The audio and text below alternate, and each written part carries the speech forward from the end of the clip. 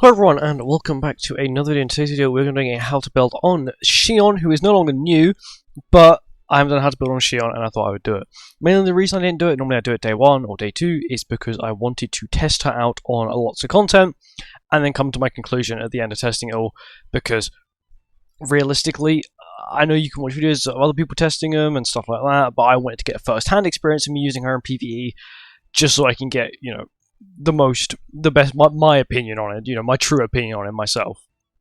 And realistically, I wanted to try out just because, personally, watching someone else on someone else's account player, it's much different, for example, than me playing, using her on my account. And I can say she's very good, like, extremely good. Much better than what I was expecting. My only real problem are her defense substats, which are on the extremely low side, where her attack substats are on the higher side. Crit chance being still one of the highest base in the game, actually the highest base in the game, I'm pretty sure, with Demi. Pierce rate is once again absurdly high for a non-pierce rate character. Crit damage is okay, it's not high, but it's good. It's still quite good nowadays. Crit resistance, crit defense are abysmal, resistance is abysmal, but once again, she is a PvE character, so normally they don't have the highest crit chance, and she's just generally so broken to a point where it doesn't really matter. Of course, I do have her 5/6, I have all her outfits, so on and so forth. Let's go to her skills. So first skill she has is Amplify, which is actually quite good with her kit, and for just the general team she's on, Unknowns, sort of want, buffs and stuff, and or they have lots of buffs. They've got Nanashi, you've got, I guess Thor technically provides a single buff for like 2 turns, and Shion once again for herself provides buffs. You've got Power Strike single target, which once again a really good single target. And then her ultimate doesn't actually have an effect, but increases her basic stats by 50% for 3 turns, and then does a damage effect. So a 6/6 is 735%. Once again, because she is PvE only, it doesn't really matter to have her high duped. The damage isn't really too big of a difference anyway. So how much is it per? It's a decent chunk per ult level, right? But realistically, a 1/6 is still going to do quite a nice chunk of damage. And as you can see, her skills are Amplify and Power Strike. Both of those skills are very good for Bird Floor 4. So do you know what her main role is? Bird Floor 4, she's also very good for basically every demonic beast. Apart from Nidhogg, where she's okay. Once again, Goddesses, you're not really going to be able to beat Goddesses, a team that is extremely optimized for it. With literally 2 demonic beast characters for it that are meant for Goddesses. Thankfully, Shion works with every race, which is lovely. It means that she works really well on, like, Rat, for example, where you want one of every different race, or at least only one of each race, only because of Blue Valenti's passive. But yeah, it's gone to a passive, which is an absolute mouthful. At the start of the battle in PvE, the hero gains rapid regeneration and battle god's power for each ally participating in battle. The hero's basic stats are increased by 5%, and allies' damage taken decreased by 7%. Normally, in the content you're going to be using her, it's going to be like 4-man up, so it's 20% basic stats and 28% damage reduction, which is really nice. When an ally uses a single target attack, the hero's attack-related stats are increased by 5% up to a maximum of 25%. When allies use single target skills 3 times in 1 turn, all allies' crit chance is increased by 30% and their crit damage is increased by 50%. Recently this was bugged, but they did actually fix it, so now it does work as intended. But she sort of has Treamelli's relic here, which is whenever an ally uses a single target skill, Treamelli used to get attack-related stats. Shion gets the same amount as well. And then this crit chance and crit damage boost for your entire team. It's 2 separate buffs, and it is very good. I know it's only 30% and 50%, but it's still really impactful. Rapid regeneration for every 1% of HP diminished on the hero. Allies regeneration rate. Allies regeneration rate with 2% regeneration rate increased at the start of the ally's turn. Okay, I think I'm just stupid reading that. But basically, you get regeneration rate, which is kind of nice. For every 1% of her HP that she loses, the allies get 2% extra regeneration rate for that turn, which is pretty good. It's a little bit like LOL.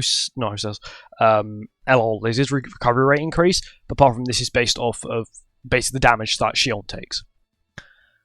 The hero accumulates up to 100k of HP restored with rapid regeneration.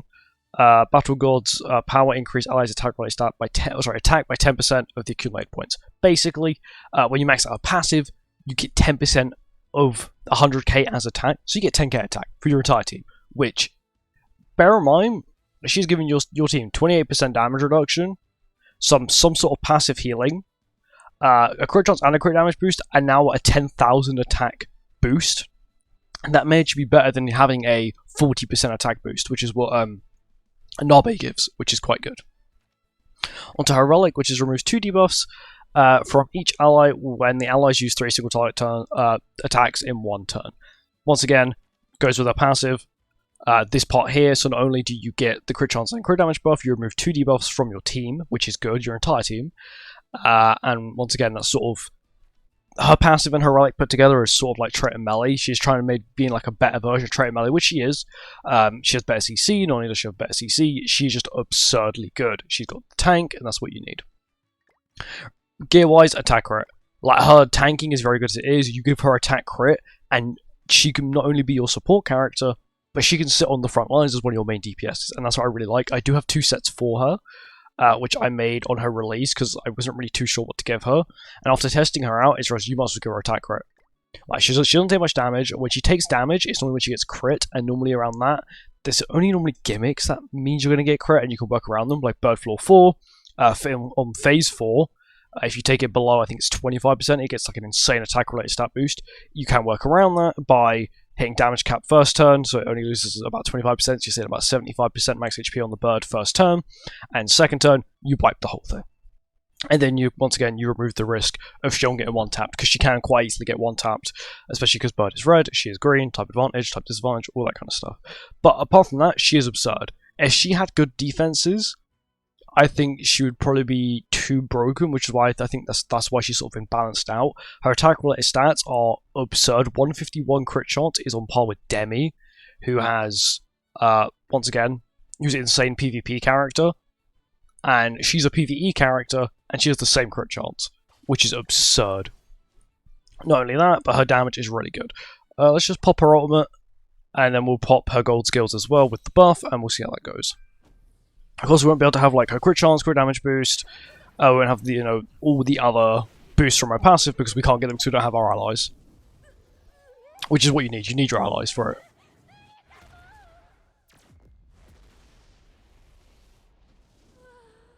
Bang! 492k. That's with no allies, no boosts, no nothing. Golden single target. Disamplify. Casual 714k with no allies. I have seen her ultimate on Demon King do about 7 million. You know, I know it's 5.6, but 7 million is equivalent to an insanely boosted Albedo counter, which is really nice to see. And overall, her damage is really good, and I do feel like in PvE in the future, she might be a staple of teams that don't require a specific race, because currently, she doesn't require race, and I've noticed that's actually a common trend with the more recent characters, is that they decide to step away from races and more about just the general characters working with allies, which is something back in the day was pretty standard. Lost Vein, Goddess Liz, you know, basically every festival up until about Margaret and Cusack were the first festivals that really wanted specific race allies. Oh no, and yeah. And AM Melee, basically. AM Melee, and then later on, it was like Margaret and Cusack, and every festival now wants a specific race. Thor's quite a good example. She sort of wants unknowns. You've got Sab, who technically really wants unknowns, even though she works with everyone. And I do like the fact they're trying to make all these collaboration characters more useful by making it so they're not linked to a specific race.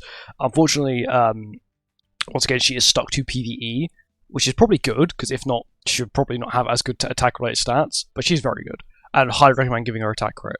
I have all outfits for her, so if you remove all outfits, I think you can actually see how much crit resistance you would lose. You lose about 7%. So you're looking at about 55% free to play, 61% crit resistance. You lose a lot of resistance. Things without the outfits, you lose a lot of stats. Weapons wise, you don't really gain too much. You get a little bit extra crit chance, pierce rate, crit damage, standard stuff. And once again, headgears are very important when it comes to characters, mainly because of lifesteal. Lifesteal can, especially in content where your HP-related stats don't get lowered, so in places like Demon King, and of course other future PvE things, lifesteal is always going to be something that's going to be very good. Yeah, even though she has passive healing, you still also want lifesteal as well, so you're not always reliant on having a healer on your team, even though sometimes you kind of want a healer as well as sort of like a good lifesteal as well, because that's unfortunately where PvE is at the moment, where stuff does insane amounts of damage. You need to heal lots, as well as dealing a nice chunk of damage as well at the same time. Anyway, that's it. Thank you for watching. I hope you enjoyed it. I'll see you next one. Goodbye.